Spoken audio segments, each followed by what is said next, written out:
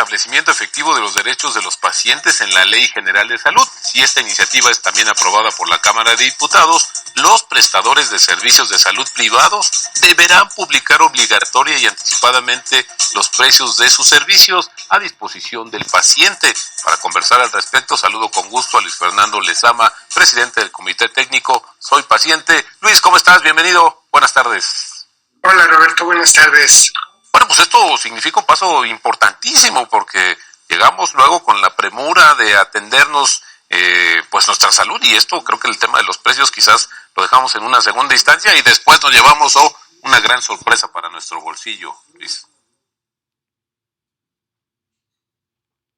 Y sobre todo por lo que hemos estado viendo en el último año y resultado un poco de la pandemia, pero también de las condiciones de demanda de los servicios, el que los servicios desde el punto de vista del sector privado han tenido un incremento muy importante por arriba de la inflación. Entonces, esto ha hecho que mucha gente que requiere de atenderse en los hospitales o en los servicios privados porque los servicios públicos estaban convertidos o estaban cooptados por la atención de problemas de COVID, pues han tenido gastos muy altos.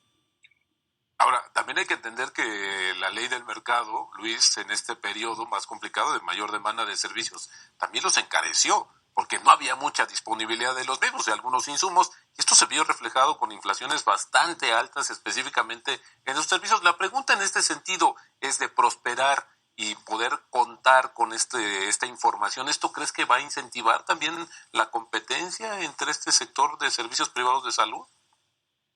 Sí, yo creo que ese es un punto, digamos que esto tiene dos puntos importantes. Por un lado, el hecho de que los servicios privados en este momento, digamos que se manejan un tanto como una caja negra. O sea, uno llega al servicio, se recibe toda una serie de atenciones, desde el diagnóstico, desde el tipo de tratamiento que se da, los medicamentos que se utilizan, y al final, pues uno se da cuenta de que el costo que tiene que pagar por ese servicio no tenía ni idea de cuánto podía ser. De hecho, se habla de que los casos de COVID que se atendieron en hospitales privados andan en promedio en $500,000. Así es. Esto supone, pues para la gente de escasos recursos, una gran imposibilidad de atenderse en este tipo de instituciones. Y por otro lado, lo que estamos viendo es empobrecimiento de muchísimas familias. Claro. ¿Sí? En donde 2 o 3 miembros de la familia enferman, son atendidos en estos servicios y cuando salen, pues están teniendo que vender el patrimonio que tenían. Ahora, yo sumaría una parte más, Luis, tú eres el experto, pero el tema, por ejemplo, de entrada, o sea, todavía no te empiezan a atender y ya te pidieron un depósito que muchas veces ni siquiera tenemos para poderlo depositar y disponer en el servicio de salud.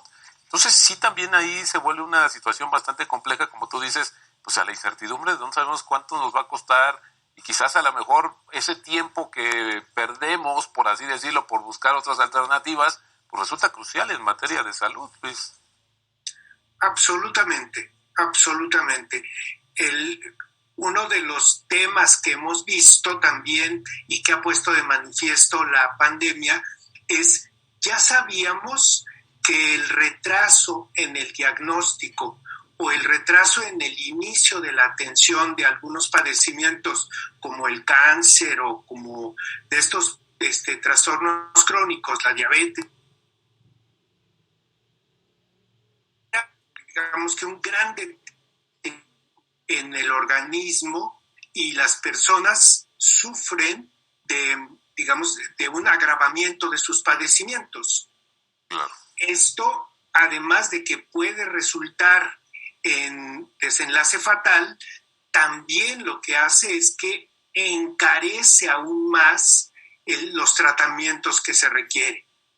Oye, Luis Fernando, ¿y cómo nos pondría México ya de aprobarse totalmente con respecto a otros países? ¿Es una práctica común en otros países ver también el precio de los servicios que ofrecen los centros de salud privados para también uno tomar una decisión y como incluso, si se lo permite, el propio estado de salud buscar alternativas que resulten quizás más económicas? Sí, digamos, es una práctica, sobre todo en países como Europa, por ejemplo, en donde la prestación de los servicios de salud institucionales, o sea, los que brinda el sistema gubernamental, son, digamos que, con una cobertura universal y con la atención de una serie de servicios, digamos que los básicos, pero para toda la población. ¿Qué sucede como segunda parte? Es que los servicios complementarios, o sea, los seguros de gastos médicos, sirven como complemento para los servicios básicos que presta la población. Y esto hace que los seguros de gastos médicos sean de un costo menor que los seguros de gastos médicos que, por ejemplo, tenemos nosotros. Y por el otro lado, en lugares como, por ejemplo, Inglaterra, ahora que está fuera de la Unión Europea, el sistema con el cual se evalúa toda la tecnología de atención de servicios de salud, los medicamentos, los medios de diagnóstico, etcétera, se evalúan tomando en consideración qué tan accesibles van a ser para la población y para el servicio de salud institucional. Por ejemplo, hay un medicamento que se usa para estas llamadas enfermedades raras, cuyo costo es de $2 millones el tratamiento. Wow. Esto hace que pues, se vuelva prácticamente inaccesible para la población en general. Bueno, el Servicio de Salud de Inglaterra no lo ha aceptado incorporar, primero porque no es una garantía total de curación. Y segundo, porque si se metiera esto como parte del sistema, existiría una gran distorsión respecto al costo de los servicios.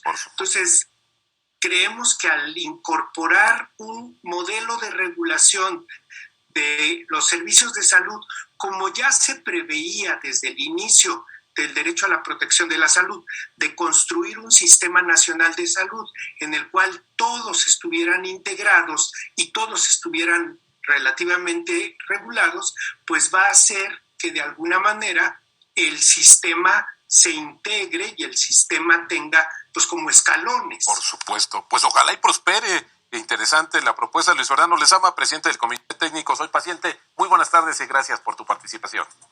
Al contrario, muchas gracias, Roberto. Buenas tardes y buenas tardes a todo el auditorio.